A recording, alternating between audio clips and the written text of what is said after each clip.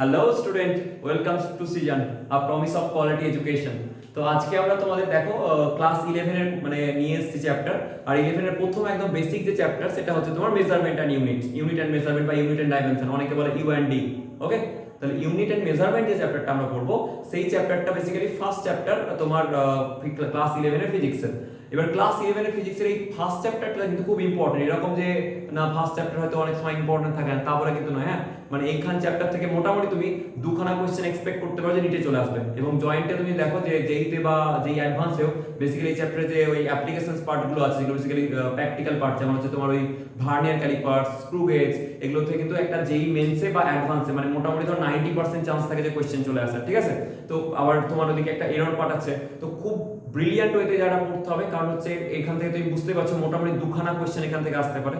তো বেসিক্যালি 8খানা নম্বর, তো এটা ছাড়া একদমই যাবে না। ঠিক আছে, তো তোমরা বেসিক্যালি আজকে পড়তে শুরু করতে ক্লাস 11 এর physics first chapter unit and dimension. তো ইউনিট আর ডাইমেনশন চ্যাপ্টার পড়া শুরু করার আগে ফিজিক্স যে তোমরা ক্লাস ধরো 10 থেকে জাস্ট পড়ে এসছো, জাস্ট সদ্য তোমরা 10 পাস করলে, 10 পাস করে 11 এর ফিজিক্সে ঢুকছো, 10 এ দেখবে তোমাদের কাছে শুধু ফিজিক্যাল সায়েন্স বলে একটা বুক ছিল, যেখানে ফিজিক্স আর কেমিস্ট্রি দুটো পার্ট ছিল।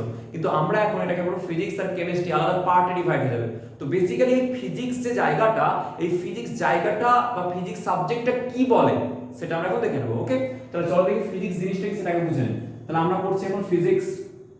ঠিক আছে, এই ফিজিক্স যে জায়গাটা, এই ফিজিক্স শব্দটা থেকে শুরু করে পড়তে। ঠিক আছে, তো ফিজিক্স বেসিক্যালি যে শব্দটা তোমরা দেখছো ফিজিক্স, এই ফিজিক্স শব্দটা এসছে একটা ওয়ার্ড থেকে, সেই ওয়ার্ডটাকে বলা হয় ফুসিস। কি বলা হয়? ফুসিস। এই ফুসিস শব্দটা থেকে ফিজিক্স শব্দটা এসেছে। কোন শব্দ থেকে? এই ফুসিস শব্দ থেকে ফিজিক্স শব্দ এসেছে। আর এই ফুসিস শব্দটা বেসিক্যালি একটা গ্রিক ওয়ার্ড। কি ওয়ার্ড? গ্রিক। তো এই গ্রিক ওয়ার্ড ফুসিস থেকে এসেছে। অনেক সময় দেখবে এই ফুসিস শব্দটাকে এইভাবে লেখা হয়। কিভাবে? ফুসিস, PHUSIS। ঠিক আছে, এই ফুসিস এইভাবে লেখা হয়। তো জানবে একটা ফিজিক্স ওয়ার্ড, সেই ওয়ার্ডটা থেকে গ্রিক ওয়ার্ড ফুসিস থেকে, ফুসিসটাকে এইভাবে লেখা হয়। ওকে, এবার জানবে এই ফুসিস শব্দের অর্থটা হয় নেচার। কি বললাম? এই ফুসিস শব্দের অর্থ হয় নেচার। কি বললাম? ফিজিক্স একটা ওয়ার্ড, সেই ওয়ার্ডটা থেকে গ্রিক ওয়ার্ড ফুসিস থেকে, সেই ফুসিস শব্দের অর্থ হচ্ছে নেচার।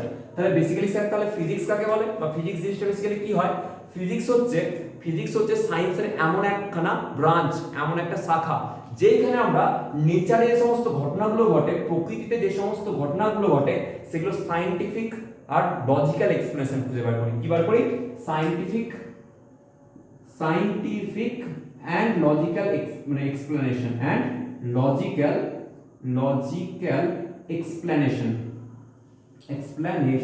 ওকে, তাহলে সায়েন্স হচ্ছে সায়েন্সের এমন একটা, ফিজিক্স হচ্ছে সায়েন্সের এমন একটা শাখা বা ব্রাঞ্চ, যেখানে গিয়ে আমরা নেচার, প্রকৃতিতে যে সমস্ত ঘটনাগুলো ঘটে, সেই সমস্ত ঘটনাগুলোর সায়েন্টিফিক এন্ড লজিক্যাল এক্সপ্লেনেশন পাই। আর সেই শাখাটিকে বলা হবে কি? ফিজিক্স। তাহলে ফিজিক্স কাকে বলে বোঝা গেল। তাহলে এই যে ফিজিক্স আমার জিনিসটা পড়লাম, ফিজিক্সটা বেসিক্যালি আর কিছু নয়, একটা হচ্ছে প্রকৃতিতে যে সমস্ত ঘটনা ঘটছে, সেই সমস্ত ঘটনাগুলোর সায়েন্টিফিক এন্ড লজিক্যাল এক্সপ্লেনেশন। তাহলে এইটা থেকে আমাদের ফিজিক্স যে শুরু হলো, তোমরা বুঝতে পারলে। এবার ফিজিক্সের মধ্যে ফিজিক্সটাকে পড়তে হবে আমাদের। কি করতে হবে? ফিজিক্সটাকে পড়তে হবে। তো সাপোজ ধরো যদি বলা হয় বেসিক্যালি আমরা কি দিচ্ছি, লজিক্যালি এক্সপ্লেন করছি কাকে? মানে প্রকৃতিতে যে সমস্ত ঘটনাগুলো ঘটছে। তাহলে প্রকৃতিতে যে সমস্ত ঘটনাগুলো ঘটে, সেই সমস্ত ঘটনাগুলো লজিক্যাল আর সায়েন্টিফিক এক্সপ্লেনেশন দেওয়া হচ্ছে ফিজিক্সের কাজ। তাহলে কোনো জিনিসকে এক্সপ্লেনেশন করতে গেলে বা কোনো জিনিসকে তুমি ডেসক্রিপশন দিতে গেলে কোনো জিনিসের কি করতে হবে? তাকে সাপোজ ধরো যদি বলো যে আজকে বাড়িতে কোনো একটা টিচার পড়িয়েছে, তাহলে টিচারটা দেখতে কেমন, টিচারটার নাম কি, সমস্ত এক্সপ্লেনেশন ডিটেইলস দিতে হবে, ডেসক্রিপশন দিতে হবে। তো এক্স্যাক্টলি কি হচ্ছে যে ফিজিক্সকে যদি তুমি কি করতে চাও, বর্ণনা করতে চাও, এক্সপ্লেন করতে চাও, নেচারকে বর্ণনা করতে চাও বা এক্সপ্লেন করতে চাও, তাহলে কি দরকার? কিছু কিছু প্যারামিটারস দরকার। সাপোজ যদি বলা হয় যে আজকে তুমি যার সাথে মিট করে এলে সে দেখতে কেমন, তার বলতে হবে হাইট কিরকম আছে, তার বলতে হবে গায়ের কমপ্লেক্সন কেমন আছে, সে মোটা না পাতলা, এগুলো বলতে হবে। তো এক্স্যাক্টলি এগুলো প্যারামিটার, যাকে তুমি এক্সপ্লেন করলে, রাইট? এবার হচ্ছে যখন ফিজিক্সকে আমরা ব্যাখ্যা করতে যাই, ফিজিক্সকে যখন আমরা এক্সপ্লেন করতে হবে, মানে প্রকৃতির যে সমস্ত ঘটনাগুলো ঘটছে সেগুলো যখন সায়েন্টিফিক আর লজিক্যাল এক্সপ্লেনেশন দিতে যাব, সেই সময় আমার কিছু প্যারামিটার দরকার পড়বে। কি বললাম? সেই সময়তে আমার কিছু প্যারামিটার দরকার পড়বে। আর ওই প্যারামিটারগুলোকে আমরা বলি ফিজিক্যাল কোয়ান্টিটি। কি বলা হয়? Physical quantity. ওকে, তাহলে ফিজিক্যাল কোয়ান্টিটি জিনিসটা কি হলো? আচ্ছা, তাহলে ফিজিক্যাল কোয়ান্টিটি বা ভৌত রাশি, বাংলায় কি বলা হয়? ভৌত রাশি। তাহলে ভৌত রাশি জিনিসটা কি হলো? যে সমস্ত কোয়ান্টিটি বা প্যারামিটার গুলো সাহায্যে এই ফিজিক্সটাকে আমরা এক্সপ্লেন করব। প্রকৃতিতে যে সমস্ত ঘটনাগুলো হচ্ছে সেগুলোকে এক্সপ্লেন করব। তো সেই সমস্ত এক্সপ্রেশন দেওয়ার জন্য আমার কি দরকার, প্যারামিটারস। আর এই প্যারামিটারগুলোকে কি বলা হবে, ফিজিক্যাল কোয়ান্টিটি। তাহলে ফিজিক্সকে ব্যাখ্যা করার জন্য আমার কিছু কোয়ান্টিটি দরকার পড়ে, সেগুলো কি বলা হবে, ফিজিক্যাল কোয়ান্টিটি বা ভৌত রাশি, বুঝতে পারলাম। তাহলে ফিজিক্সের যে ব্যাখ্যা, সেই ব্যাখ্যা দেওয়ার জন্য কি দরকার, ফিজিক্যাল কোয়ান্টিটি দরকার। ওকে, আপাতত বোর্ডে যে ওয়ার্কটা হলো সেটা টুকে নাও, আর আমি এটা ডিটেইলস এবার ফিজিক্যাল কোয়ান্টিটি দিয়ে শুরু করব। ওকে, এখান থেকে তোমাদের ক্লাস 11 এর কি শুরু হয়, পড়া শুরু হয়। ওকে, টুকে নাও। ওকে, তাহলে বাচ্চারা দেখো যে ফিজিক্যাল কোয়ান্টিটি আমরা এখন পড়ব, ঠিক আছে। তো এই ফিজিক্যাল কোয়ান্টিটি বললাম যে সমস্ত প্যারামিটারস গুলো আমাদের ফিজিক্সকে ব্যাখ্যা করার জন্য নিয়ে আসে, সেগুলোকে কি বলা হয়, ফিজিক্যাল কোয়ান্টিটি। তো এই ফিজিক্যাল কোয়ান্টিটি টু টাইপস হয়। কত টাইপের হয়, দু টাইপের। একটাকে বলা হয় মেজারেবল ফিজিক্যাল কোয়ান্টিটি, একটাকে বলা হয় নন মেজারেবল ফিজিক্যাল কোয়ান্টিটি। কি বলা হবে, একটা মেজারেবল ফিজিক্যাল কোয়ান্টিটি,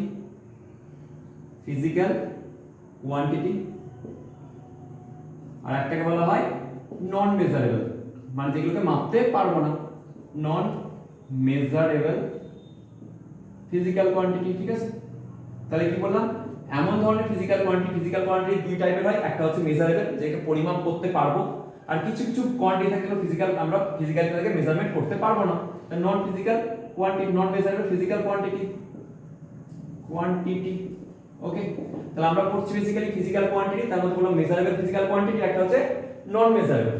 এবার তাহলে আমরা বললাম আমরা আলটিমেট দেখো পাচ্ছি কিভাবে, যোগ কানেক্ট করো জায়গাটাকে। প্রথম হচ্ছে ফিজিক্স হচ্ছে ফিজিক্সের অরিজিন বললাম, যে ফিজিক্সের সংজ্ঞাটা বললাম, যে প্রকৃতিতে যে সমস্ত ঘটনাগুলো ঘটে সেই সমস্ত ঘটনাগুলো লজিক্যাল এক্সপ্লেনেশন আমরা যেখানে পাই, সায়েন্টিফিক এক্সপ্লেনেশন যেখানে পাই, সেটাকে বলা হয় ফিজিক্স। প্রকৃতির ঘটনাগুলো, সেই প্রকৃতিটাকে ব্যাখ্যা করতে গিয়ে বা প্রকৃতির ঘটনাগুলোকে ব্যাখ্যা করতে গিয়ে আমাদের দেখলাম কিছু প্যারামিটার দরকার, যেগুলো সাহায্যে আমরা ফিজিক্সটাকে ব্যাখ্যা করব। তো ফিজিক্সকে ব্যাখ্যা করতে যে সমস্ত প্যারামিটার নিয়ে আসে তাদেরকে বলা হয় ফিজিক্যাল কোয়ান্টিটি। আর এই ফিজিক্যাল কোয়ান্টিটিকে আমরা দুভাগে ভাগ করলাম, একটা হলো মেজারেবল, পরিমাপ করতে পারবো এরকম, একটাকে নন মেজারেবল, যেগুলো পরিমাপ করতে পারবো না। ওকে, তো যেগুলো যেমন, তো সাপোজ যদি ধরি, আমরা দেখো এরকম एग्जांपल যদি নিই স্যার, তাহলে एग्जांपल দিন সুবিধা হয় বুঝতে। সাপোজ বললাম আজকে আমার খিদে পেয়েছে 15 নিউটন, এরকম হয়, বা 10 কেজি খিদে পেয়েছে, এরকম তো হয় না। তাহলে খিদে, ভয়, সততা, এগুলো কি মাপা যায় না জেনারেলি, এদের কোনো মাপকাঠি হয় না ফিজিক্সের ভাষায়, তাহলে এদেরকে নন মেজারেবল কোয়ান্টিটির মধ্যে ফেলে দেওয়া হবে, ঠিক আছে। বা দুঃখ, অ্যাঙ্গার, এগুলো সবই কার মধ্যে পড়বে, নন মেজারেবল। মেজারেবল মধ্যে কি আর হবে, দৈর্ঘ্য, ভর, সময় যা আছে মোটামুটি এগুলো সবই পড়বে। তাহলে এর एग्जांपल আমি যদি তাহলে কি হবে, এর एग्जांपल হবে তোমার, যে যদি মাস বলি, আমি মাস মেজার করতে পারবো আমরা। তবে আমি যদি বলি এটা কি টাইম মেজার করতে পারবো, তো টাইম, ঠিক আছে। লেন্থ মেজার করতে পারবো, তো লেন্থ, এগুলো সবই কি হয়ে যাবে, এক্সেন্ট্রা দিলে আমি সবই কিছু মেজার করা যাবে। কিন্তু যদি বলি আমি যে হ্যাপিনেস মেজার করা যাবে, হ্যাপিনেস মেজার করা যাবে না। তাহলে ঘটনা হচ্ছে এই হ্যাপিনেসটা কি নন মেজারেবল। তো আমরা কোয়ান্টিটি পেলাম দুই টাইপের, যেগুলোকে একটা মেজারেবল কোয়ান্টিটি পড়ে, যেগুলো মাপা যায়, আর একটা নন মেজারেবল, যেগুলো মাপা যায় না, ঠিক আছে। দৈর্ঘ্য, ভর, সময় এগুলো সবই মাপতে পারবে, কিন্তু হ্যাপিনেস, স্যাডনেস এগুলো মাপা যায় না, তো নন মেজারেবল কোয়ান্টিটির মধ্যে পড়ে। ওকে, পজ করে লিখে নাও। ওকে, তাহলে দেখো আমরা এখন কি করব, মেজারেবল কোয়ান্টিটি করব। দেখলাম আমরা ফিজিক্যাল কোয়ান্টিটিকে দুই ভাগে ভাগ করেছে, একটা নন মেজারেবল, একটা মেজারেবল। নন মেজারেবল যেগুলো মাপতেই পারবো না। এবার দেখো একটা জিনিস, যে জিনিসকে মাপতেই আমরা পারবো না, সেটাকে নিয়ে কথা বলে কিলাম। ফিজিক্সের ভাষায় অ্যাকচুয়ালি সায়েন্সের স্টুডেন্ট তোমরা জানো খুব বেশি চালাক হয়, তাই না। তা সায়েন্সের স্টুডেন্ট চালাকি করে বললো কি, ভাই যেগুলোকে মাপতেই পারবো না, পড়তেই পারবো না, সেগুলোকে নিয়েই কাজ কি আমাদের। তাহলে যেগুলোকে মাপতে পারবো, পড়তে পারবো, সেগুলো নিয়ে পড়তে হবে। তো পুরো ফিজিক্সটা তোমাদের কি কমে গেল, একটা টপিক কমে গেল, যেটা নন মেজারেবল, পড়তেই হবে না। শুধুমাত্র পুরো ফিজিক্স আমাদের কি পড়তে হবে, এইটাই পড়তে হবে, কোনটা, মেজারেবল ফিজিক্যাল কোয়ান্টিটি, ঠিক আছে। এবার যদি মেজারেবল ফিজিক্যাল কোয়ান্টিটিকে আবার তিন ভাগে ভাগ করা যায়, মানে যেগুলোকে মাপতে পারবো সেই সব ফিজিক্যাল কোয়ান্টিটিকে আমরা তিনটে ভাগে ভাগ করতে পারি। ওকে, তাহলে চলো দেখে নিই কি কি জিনিসগুলো। ওকে, তাহলে মেজারেবল ফিজিক্যাল কোয়ান্টিটিকে তিন ভাগে ভাগ করা যেতে পারে। একটা হচ্ছে বলা হয় ফান্ডামেন্টাল ফিজিক্যাল কোয়ান্টিটি। কি বলা হয়, ফান্ডামেন্টাল কোয়ান্টিটি। ওকে, ফান্ডামেন্টাল কোয়ান্টিটি। আর একটা বলা হয় ডিরাইভ কোয়ান্টিটি। কি বলা হয়, ডিরাইভ কোয়ান্টিটি। কি বলা হবে, ডিরাইভ কোয়ান্টিটি। আর একটাকে বলা হয় সাপ্লিমেন্টারি কোয়ান্টিটি। কি বলা হয়, সাপ্লিমেন্টারি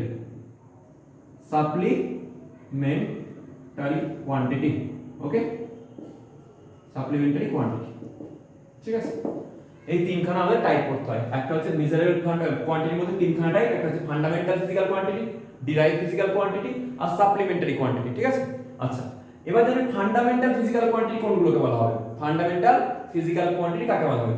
জানবে ফান্ডামেন্টাল শব্দের অর্থ কি, বেসিক, যেটা অন্য কারোর উপর নির্ভরই করে না, তাই না। তাহলে বাংলায় বলে এটাকে মৌলিক রাশি বলা হয়, ঠিক আছে। তাহলে এটা হচ্ছে ফান্ডামেন্টাল কোয়ান্টিটি, সেই সমস্ত কোয়ান্টিটি যারা অন্য কোয়ান্টিটির উপর ডিপেন্ডই করে না। কি বললাম? ফান্ডামেন্টাল কোয়ান্টিটি হচ্ছে সেই সমস্ত কোয়ান্টিটি যারা অন্যের উপর কি করবে না, ডিপেন্ডই করবে না। তাহলে কি বলতে পারি? Does not depend on others, কার অন্যের উপর ডিপেন্ডই করবে না। তাহলে ফান্ডামেন্টাল কোয়ান্টিটি সেই সমস্ত কোয়ান্টিটি যে সমস্ত কোয়ান্টিটি অন্যান্য কোয়ান্টিটির উপর ডিপেন্ড করে না। বোঝা গেছে? ডিরাইভ কোয়ান্টিটি বেসিক্যালি কি হবে? ডিরাইভ কোয়ান্টিটি সেই সমস্ত কোয়ান্টিটি যেগুলো ফান্ডামেন্টাল কোয়ান্টিটি থেকে ডিরাইভ করে নিয়ে যাই আমরা। কি বললাম? ফান্ডামেন্টাল কোয়ান্টিটি গুলো থেকে ডিরাইভ করে নিয়ে আমরা নতুন রাশি পাই, সেগুলো বলে ডিরাইভ কোয়ান্টিটি বলা হয়। তাহলে ডিরাইভ কোয়ান্টিটি কার উপর ডিপেন্ড করে? Fundamental quantity. তাহলে তো আমরা কি বলবো? ইটস ডিপেন্ড অন, তাহলে ডিরাইভ কোয়ান্টিটি বলবো it's depending on others quantity, অন্য কোয়ান্টিটির উপর নির্ভর করবে। আর এই সাপ্লিমেন্টারি কোয়ান্টিটি হচ্ছে এমন ধরনের কোয়ান্টিটি যেগুলোকে আমরা না ফান্ডামেন্টালে রাখতে পারি না ডিরাইভে রাখতে পারবো। আমরা ডিরাইভেও রাখতে পারবো না তাদেরকে ফান্ডামেন্টালেও রাখতে পারবো না। তাই জন্য আরেকটা টাইপের করে দেওয়া হয়, ওটা বলা হয় সাপ্লিমেন্টারি গল্পে পরে আসছি, আগে ফান্ডামেন্টাল কোয়ান্টিটি আসবো। ফান্ডামেন্টাল কোয়ান্টিটি এখন পর্যন্ত আমাদের টোটাল 7খানা আছে। টোটাল কটা আছে? 7খানা। পৃথিবীতে এখন পর্যন্ত যতগুলো মানে ফিজিক্যাল কোয়ান্টিটি থাকা দরকার, মানে যেগুলো দিয়ে আমরা পুরো ফিজিক্সটাকে ব্যাখ্যা করতে পারবো, সেটা হচ্ছে মাত্র 7খানা। এটা বেশি নেই, ঠিক আছে? তাহলে পুরো এই মাত্র 7খানা দিয়েই আমরা পুরো এখন পর্যন্ত আজকে হচ্ছে তোমার মানে আমার ঘড়িতে বাজছে যে সেটা হচ্ছে 2022 এর 5th, মানে আজকে যে মানে মে মাস, ঠিক আছে? আর সেটা 22, তো 22 তারিখ পর্যন্ত মে মাসের 2022 না 2023 এর যতদিন হয়ে গেছে তততে যা আবিষ্কার হয়েছে, যত কিছু আবিষ্কার হয়েছে, সমস্ত কিছুটাকে আমরা ব্যাখ্যা করতে পারবো এই মাত্র 7খানা ফান্ডামেন্টাল কোয়ান্টিটি দিয়ে। বুঝতে পারলাম? মানে ঘটনা হচ্ছে এই 7খানা ফান্ডামেন্টাল কোয়ান্টিটি তোমাকে দিয়ে দেওয়া হয়, তুই পুরো এন্টায়ার ফিজিক্সটাকে ব্যাখ্যা করতে পারবে, ঠিক আছে? তাহলে সেই 7খানা ফিজিক্যাল কোয়ান্টিটিকে ফান্ডামেন্টাল কোয়ান্টিটি দেখে নি। তাহলে তোমরা দেখবে 7খানা কোয়ান্টিটি আমি জাস্ট ইরেজ করছি, পজ করে নাও। ওকে, তাহলে দেখলে তোমরা কি যে ফিজিক্যাল কোয়ান্টিটি, তাহলে ফিজিক্যাল কোয়ান্টিটিতে আমরা ফান্ডামেন্টাল ফিজিক্যাল কোয়ান্টিটি করছি। আর এই ফান্ডামেন্টাল ফিজিক্যাল কোয়ান্টিটি কার উপর ডিপেন্ড করে না, does not depend on others. তাহলে ফান্ডামেন্টাল কোয়ান্টিটি সেই সমস্ত কোয়ান্টিটি যারা অন্য কোয়ান্টিটির উপর ডিপেন্ড করবে না। আর আমরা কি বললাম? এখন পর্যন্ত বিজ্ঞানে যত কিছু আবিষ্কার হয়েছে তার মাত্র 7খানা ফান্ডামেন্টাল কোয়ান্টিটি ব্যাখ্যা করা যাবে। আর এই 7খানা ফান্ডামেন্টাল কোয়ান্টিটির সংখ্যা আমরা দেখে নেব, সেগুলো কি কি। চলো প্রথম যদি দেখি, সেই প্রথমটা হচ্ছে একটা জানবে মাস, ভর। কি বলা হলো?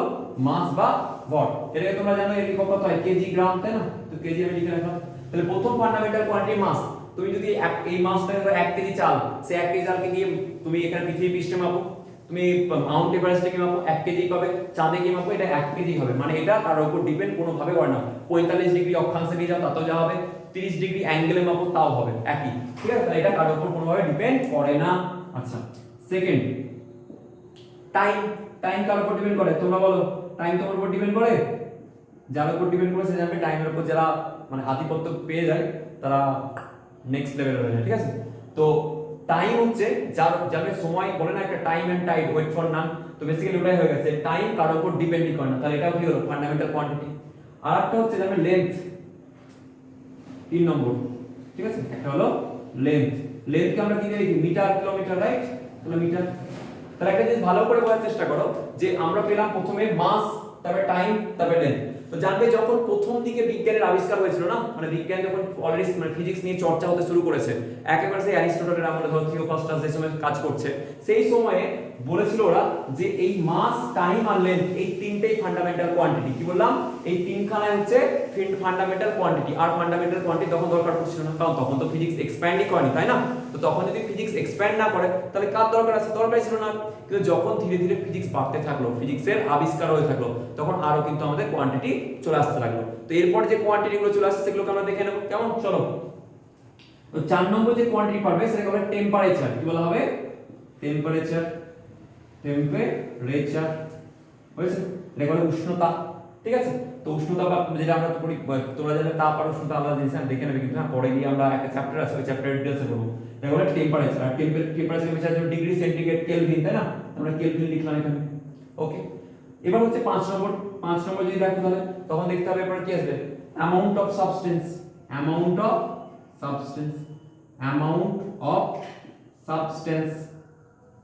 ওকে, এটা মানে পদার্থের পরিমাণ মানে জানবে এটাকে মোল দিয়ে দেবে। মোল বেসিক্যালি কি পদার্থের পরিমাণ, আমি মোল একক। পদার্থের পরিমাণ মানে বোঝার চেষ্টা করো, এই পেন যতগুলো অণু বা পরমাণু নিয়ে গঠিত সেটা ফিক্সড নাম্বার আছে, সেটাও কারোর উপর ডিপেন্ড করে না। তাহলে কোনো একটা জিনিসের মধ্যে কতগুলো সাবস্টেন্স আছে, অণু বা পরমাণু আছে, সেটা কারোর উপর ডিপেন্ড করবে না, সেটা তার নিজের মৌলিক ক্যারেক্টারিস্টিক্স, ঠিক আছে। আর এবার বলে স্যার এরকম মোল মানে জিনিস স্যার বুঝতে দিই, মোল তো অনেক পড়েছি, জানবে মোল নিয়ে অনেকের প্রবলেম থাকে স্যার, মোল জিনিসটা কি মাথা দিয়ে ঢোকে না, মাথা থেকে সবকিছু উঠিয়ে দাও, জানবে মোল বেসিক্যালি একটা number. Mole is nothing but A number. মানে ঘটনা হচ্ছে, সাপোজ তোমাকে বলে দিলাম যে জানবে অণু পরমাণু খুবই ক্ষুদ্র ক্ষুদ্র হয় না, ইলেকট্রন প্রোটন খুবই ক্ষুদ্র হয়, তো যে সংখ্যাটা এত বেশি যে গণাটা অনেক সময় পসিবল হয় না, দুটো চারটে পাঁচটা এরকম ভাবে মধ্যে থাকে না, প্রচুর পরিমাণে থাকে। যদি কারোর কাছে জানবে, যদি কারোর কাছে, আমি এখানে লিখছি, এদিকটাই লিখি আমি, যদি কারোর কাছে 6.023 ইনটু 10 টু দি পাওয়ার 23 সংখ্যক কোনো কিছু থাকে, তো টাকা আছে, তখন তাকে বলা হবে 1 মোল। কি বলা হবে? 1 মোল। মানে ঘটনা হচ্ছে যে মোল হচ্ছে একটা নাথিং বাট এ নাম্বার, মোল মানে হচ্ছে একটা নাম্বার, যে কারোর কাছে যদি এত সংখ্যক কোনো কিছু থাকে সেই জিনিসটাকে তার কি বলা হবে? 1 মোল।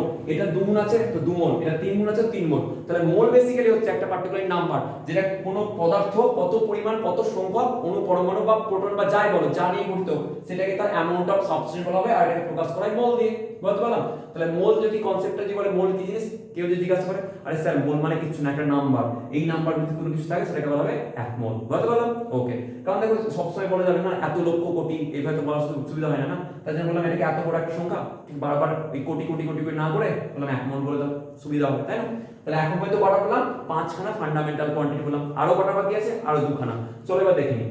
তো এখানে আমি লিখছি এদিকে 7 নম্বর, সরি 6 নম্বর। তাহলে 6 নম্বরটা কি হবে? 6 নম্বরটা হবে কারেন্ট। কি হবে? কারেন্ট। কারেন্ট তোমরা জানো কারেন্ট কি হয়, আমরা দেখতে পাচ্ছি পুরো ইলেকট্রিসিটি মানে সব কিছু পুরো ক্লাস 12 এটা আছে। তাহলে কারেন্ট একক হয় অ্যাম্পিয়ার, ঠিক আছে, কারেন্ট একক কি হয়? অ্যাম্পিয়ার। আর 7 নম্বর যেটা পড়বো সেটাকে বলা হয় লুমিনাস ইন্টেন্সিটি। কি বলা হয়? Luminous intensity. ইন্টেন্সিটি বাংলায় হয়তো পড়েছো তোমরা দীপন প্রাবল্য বলে, যেটাকে ক্যান্ডেলা দ্বারা প্রকাশ করা হয়, এই ইউনিট হচ্ছে ক্যান্ডেলা। এই জিনিসটা ডিটেইলসে আপাতত তোমাদের এইচএস পর্যন্ত কিছু পড়বে না, কিছু পাবেও না, এটাকে নিয়ে বলতে দীপন প্রাবল্য মানে আমি জাস্ট বেসিক কনসেপ্ট দিচ্ছি। কোন একটা আলো জ্বলে থাকে যখন, তো পার ইউনিট এরিয়ার মধ্যে দিয়ে কতটা আলোর একটা তুমি জানবে কোয়ান্টাম মেকানিক্স যখন পড়বে, তো আলোর বেসিক্যালি প্রেসারও পড়তে হয় অনেক সময়, ঠিক আছে, তো কতটা নাম্বার অফ লাইট পাস করে আপাতত জেনে রাখো, এটাকে বলা হয় লুমিনাস ইন্টেন্সিটি, ঠিক আছে, পার ইউনিট এরিয়ার মধ্যে দিয়ে। তো এইটা হচ্ছে পুরো নাম্বার অফ ফান্ডামেন্টাল কোয়ান্টিটিস। কটা পেলাম? 7খানা। ফান্ডামেন্টাল কোয়ান্টিটি কোনগুলো? যারা অন্য কোয়ান্টিটির উপর ডিপেন্ড করে না। আর এই 7খানা কোয়ান্টিটি কিন্তু মনে রাখবে একদম তাদের ইউনিট সমেত, হ্যাঁ, পরীক্ষার জন্য ইম্পর্টেন্ট। পরীক্ষার জন্য ইম্পর্টেন্ট বলো কি, কারণ পুরো ফিজিক্সটা পড়ার জন্য ইম্পর্টেন্ট। ওকে, তুলে নাও। ওকে, তাহলে দেখো আমরা করলাম ফান্ডামেন্টাল কোয়ান্টিটি, এবার আমরা করব ডিরাইভ কোয়ান্টিটি। ডিরাইভ কোয়ান্টিটি হচ্ছে সেই সমস্ত কোয়ান্টিটি যারা কি হয় ফান্ডামেন্টাল পদ থেকে আমরা এটা ডিরাইভ করে নিয়ে আসছি। ডিরাইভ শব্দটা শুনলে দেখো বুঝতে পারবে, ডিরাইভ কারোর থেকে ডিরাইভ করে নিয়ে আসছি, মানে যে সমস্ত কোয়ান্টিটি গুলো আমরা ফান্ডামেন্টাল কোয়ান্টিটিকে থেকে ডিরাইভ করে নিয়ে আসছি সেগুলোকে বলা হবে ডিরাইভ কোয়ান্টিটি। তো ডিরাইভ কোয়ান্টিটি কি হয়? অন্যের উপর ডিপেন্ড করে, তাহলে it depends on fundamental quantity. এগুলো কার উপর ডিপেন্ড করে? ফান্ডামেন্টাল কোয়ান্টিটির উপর ডিপেন্ড করবে। ওকে, ফান্ডামেন্টাল কোয়ান্টিটিজ, ওকে, ফান্ডামেন্টাল কোয়ান্টিটিজ এর উপর এগুলো ডিপেন্ড করবে। যেমন যদি তোমাকে দেখাই, সাপোজ ধরো যে ভেলোসিটি আমরা কি জানি? সরণ বাই সময়, ডিসপ্লেসমেন্ট বাই টাইম। তাহলে আমরা জানি ভেলোসিটি ইকুয়ালস টু কি হবে? ডিসপ্লেসমেন্ট সরণ বাই সময় টাইম, তাই না? এবার সরণ মানে কি? আলটিমেটলি লেন্থ তুমি যদি বলতে হবে না, তাহলে লেন্থ এটা একটা হচ্ছে তোমার যদি বলি ফান্ডামেন্টাল কোয়ান্টিটি, আর টাইম এটা একটা ফান্ডামেন্টাল কোয়ান্টিটি। এই দুটোর অনুপাত নিলে পেয়ে গেল একটা নতুন কোয়ান্টিটি, যেটাকে আমরা বেগ বা ভেলোসিটি বলছি। তাহলে এই দুটো ফান্ডামেন্টাল কোয়ান্টিটি ইউজ করে কি পেলাম? একটা নতুন কোয়ান্টিটি, সেটাকে বলা হয় ডিরাইভ কোয়ান্টিটি, যারা এই দুটোর উপর ডিপেন্ড করে। তাহলে ভেলোসিটি কি হয়ে গেল? একটা ডিরাইভ কোয়ান্টিটি। তো ভেলোসিটি, তারপরে তুমি ওয়াক পাবে, এনার্জি পাবে, তারপরে তুমি দেখো অনেক মানে আজকে এখনকার যদি তুমি দেখো বেসিক্যালি মানে হিউজ প্রায় 100 বেশি ফিজিক্যাল কোয়ান্টিটি মানে ডিরাইভ কোয়ান্টিটি অলরেডি আমরা দেখেছি এরকম ওয়াক করতে গিয়ে, তো তুমি এগুলো পেয়ে যাবে। ওকে, তাহলে টর্ক থেকে বলো শুরু করে মানে অ্যাক্সিলারেশন, তারপরে তোমার এদিকে ভেলোসিটি, তারপরে তোমার এদিকে ইনারশিয়া থেকে শুরু করে এভরিথিং আমরা আলটিমেটলি সবকে কোথা থেকে নিয়ে আসছি? ফান্ডামেন্টাল কোয়ান্টিটি থেকে। তাহলে ফান্ডামেন্টাল কোয়ান্টিটি যা আছে তার থেকে ডিরাইভ করে নিয়ে আসছি, এবং যা ডিরাইভ করে নিয়ে আসছি সেগুলোকে সবগুলোই বলা হয় ডিরাইভ কোয়ান্টিটি। বুঝতে পেরেছি? আচ্ছা, তাহলে ভেলোসিটি হয়ে গেল, তারপরে তুমি অ্যাক্সিলারেশন বলতে পারো, ঠিক আছে, তারপরে তুমি ওয়াক বলতে পারো। ওকে, তারপরে তুমি এখানে নিয়ে নাও এর মধ্যে টর্ক নিয়ে নাও, ঠিক আছে, এগুলো সব আমরা পড়বো প্রত্যেকটা কি জিনিস এটসেট্রা। ওকে, এগুলোকে ডিরাইভ কোয়ান্টিটি বলা হবে। তা ডিরাইভ কোয়ান্টিটি বুঝলাম যেগুলো অন্যের উপর ডিপেন্ড করে, যেগুলো ফান্ডামেন্টাল কোয়ান্টিটি থেকে আমরা ডিরাইভ করে নিয়ে আসি, এটাকে কি বলা হবে? Derive quantity. ওকে, তুলে নাও পজ করে। ওকে, তাহলে আমরা এখন দেখব সাপ্লিমেন্টারি কোয়ান্টিটি। সাপ্লিমেন্টারি কোয়ান্টিটি মানে হচ্ছে যেগুলোকে বেসিক্যালি তুমি না মানে ফান্ডামেন্টাল কোয়ান্টিটির মধ্যে রাখতে পারো, না সেটাকে ডিরাইভের মধ্যে রাখতে পারো। কি বললাম? না একে ডিরাইভ কোয়ান্টিটির মধ্যে রাখতে পারবে, না ফান্ডামেন্টাল কোয়ান্টিটির মধ্যে রাখতে পারবে। তো সেগুলোকে আমরা সাপ্লিমেন্টারির জন্য আলাদা একটা দেখে দিই। আর এই সাপ্লিমেন্টারি কোয়ান্টিটি হচ্ছে দু টাইপের, একটা হয় অ্যাঙ্গেল, একটা হচ্ছে কোণ, আর একটা হলো সলিড অ্যাঙ্গেল। কি বলা হয়? সলিড অ্যাঙ্গেল, ঘনকোণ। দু রকম টাইপের কোণ হবে, ঠিক আছে, অ্যাঙ্গেল আর সলিড অ্যাঙ্গেল। এই অ্যাঙ্গেলটা বেসিক্যালি কি হয়? ডিগ্রি, রেডিয়ান, এগুলো তোমরা পড়েছো তাই না? তাহলে একক রেডিয়ান তোমরা জানো অলরেডি। আর এটা হয় স্ট্রেট রেডিয়ান, স্ট্রেট রেডিয়ান। ওকে, তাহলে এই দুটো হচ্ছে তোমার সলিড অ্যাঙ্গেল আর অ্যাঙ্গেল। এবার সলিড অ্যাঙ্গেল কনসেপ্টে তোমাদের ক্লাস 12 এ প্রচুর পরিমাণে আসবে, ফ্লাক্স যখন পড়তে হবে, magnetic flux, electric flux. Solid অ্যাঙ্গেলের জাস্ট কনসেপ্টটাই বলে রাখছি, কোন একটা সলিড সারফেস, সেই সলিড সারফেসের এগেইনস্টে কোন একটা বিন্দুতে যে কোণ উৎপন্ন হয় সেটাকে বলা হয় কি? Solid angle. কি বললাম? কোন একটা সলিড সারফেস, সেই সলিড সারফেসের এগেইনস্টে, কোন একটা সারফেসের এগেইনস্টে কোন একটা বিন্দুতে যে কোণ উৎপন্ন হবে সেটাকে তার কি বলা হয়? Solid angle. ওকে, তো এই সলিড অ্যাঙ্গেলের কনসেপ্ট আমরা ফ্লাক্সে গিয়ে পড়বো, ক্লাস 12 এ পুরো ডিটেইলসে পড়তে হবে ফ্লাক্স বুঝার আগে, ঠিক আছে। আর অ্যাঙ্গেল মানে তোমরা জানো আর্ক আপন রেডিয়াস, অ্যাঙ্গেল বেসিক্যালি কি হয়? আর্ক আপন রেডিয়াস। তো এটা তুমি করে চলে আসবে এখান পর্যন্ত। আচ্ছা, আজকে তাহলে আমরা কি কি শিখলাম? আজকে শিখলাম বেসিক্যালি ফিজিক্স জিনিসটা কি। ফিজিক্স বেসিক্যালি একটা ওয়ার্ড যেটা এসেছে গ্রিক ওয়ার্ড থেকে। কি ওয়ার্ড? গ্রিক ওয়ার্ডটার নাম ফুসিস। আর ফুসিসের অর্থ কি হয়? নেচার। তাহলে এই যে নেচারে আমরা যে সমস্ত যে ঘটনাগুলো ঘটছে, সেই সমস্ত ঘটনাগুলোর প্রপার সায়েন্টিফিক লজিক্যাল এক্সপ্লেনেশন যেখানে পাবো সেটাকে বলা হবে কি? ফিজিক্স। আর এই ফিজিক্সকে ব্যাখ্যা করতে গেলে, যেমন আমি বললাম একটা মানুষকে ব্যাখ্যা করতে গেলে তুমি তোমার হাইট বলবে, তার কমপ্লেক্সিটি বলবে, তার ওয়েট বলবে, সেরকমই ফিজিক্সকে ব্যাখ্যা করতে গেলে আমরা কিছু কোয়ান্টিটি দরকার পড়বে, কিছু প্যারামিটারস দরকার পড়বে, সেগুলোকে কি বলা হবে? Physical quantity. আর এই ফিজিক্যাল কোয়ান্টিটিকে দেখলাম দু রকম টাইপের, একটাকে মেজারেবল, একটা নন মেজারেবল। কিছুগুলোকে মাপতে পারা যায়, কিছুগুলোকে মাপতে পারা যায় না। যেগুলোকে তুমি মাপতে পারো না, যেগুলোকে তুমি মাপতে পারবে না, সেই সমস্ত রাশিগুলোকে বলা হবে নন মেজারেবল, যেমন হচ্ছে অ্যাঙ্গার, হ্যাপিনেস, এই সমস্তগুলো। আর যেগুলোকে তুমি মাপতে পারবে সেগুলো মেজারেবলের মধ্যে পড়বে, যেগুলো মাস, ওয়েট, তারপরে ধরো তোমার কি বল লেন্থ, টাইম, এগুলো সব কিছু মাপা যাবে। এবার দেখলাম যেগুলো মেজারেবল সেগুলোকে আবার তিন ভাগে ভাগ করতে পারলাম। যেগুলো কারোর উপর ডিপেন্ড করে না সেগুলো ফান্ডামেন্টাল, যেগুলো কারোর উপর ডিপেন্ড করে সেগুলো ডিরাইভ, আর যেগুলোকে ফান্ডামেন্টালও রাখতে পারবো না আর এতেও ডিরাইভও রাখতে পারবো না সেগুলো হলো সাপ্লিমেন্টারি। তাহলে আজকে এই টপিকটা করলাম, পুরো জিনিসগুলো পড়ে এসো। নেক্সট ডে আবার পরের ভিডিও দেখা হচ্ছে। হোপফুলি তোমাদের ভিডিওটা ভালো লাগবে। লাইক, কমেন্ট, সাবস্ক্রাইব করে জানাও। আর তোমাদের কোনো কোয়েরি থাকলে সেটা আমাদের টেলিগ্রাম চ্যানেলে জয়েন হয়ে গেছে, সেখানে আমাদেরকে জানাও, বা তোমাদের কমেন্টের মধ্যে জানাতে পারবো, আমরা তোমাদের রিপ্লাই করে দেবো। ওকে, থ্যাংক ইউ ভেরি মাচ।